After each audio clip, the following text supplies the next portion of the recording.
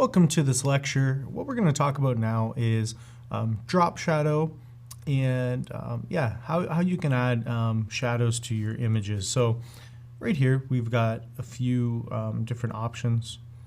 We've got from a logo that we're using, we have text, a little drop shadow on that. We have a pencil and then an apple that we've used. So this apple, some of this art has been paid for, but hopefully you guys enjoy the section where we talk about how to find your free objects for your project. So what we're going to do is select the layer. So for us, we'll start with the apple.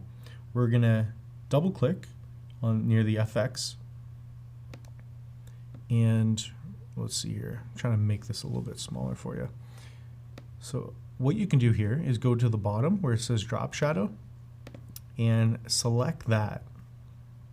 Once that's selected, again, with the multiply tool or the other ones, you could select a different option. I use multiply usually, and then you can select the opacity, so how much it's going to appear, how intense.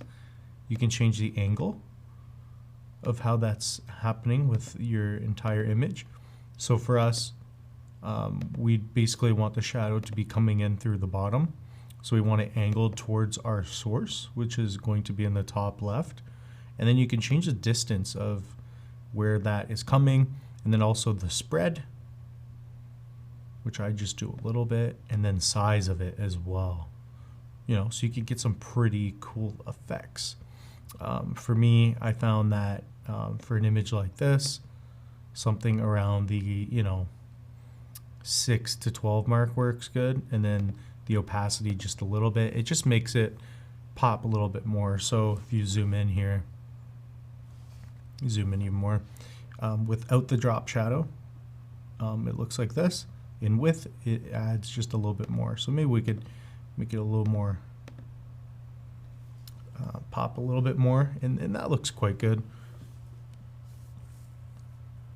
Again, the same thing with the text.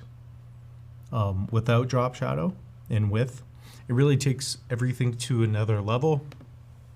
What you can do is also add the color of your drop shadow.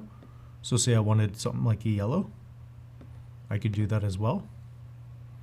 If it was, say, red, like the apple, I could even select the red of the apple, hit OK, and then that would make the drop shadow red, and it would be much more lively. So if I got the distance closer, you could really see what that is doing. The pencil right there is getting quite red as well. So that's one way you can utilize that. And then again, if you were to use normal, the colors would pop much more. So that actually looks quite decent. It's a little bit much in my opinion. You want to be careful to not overuse these types of things, especially if you make the size bigger. It just gets to be a little goofy. But you could mess around with the colors, and I think a deep green would look kind of cool. So if I selected the backdrop, a green would look kind of nice, right? Because it would kind of complement what we have in our backdrop, and it would kind of ease in the colors, so lighter, darker, darker. So you could think about that in a sense. So actually, we could mess around with that. We'll add some size to it as well. So that's one way you could use drop shadow for your images, and it really makes things pop. Again, we can go back to, we're not going to mess with the pencil. It's such a small image, but again, you could change the color for the apple too. We could make that red. We could, we'll do something like that of a red. We'll make it much bigger, and we'll change it to normal. So that'll let the red just pop.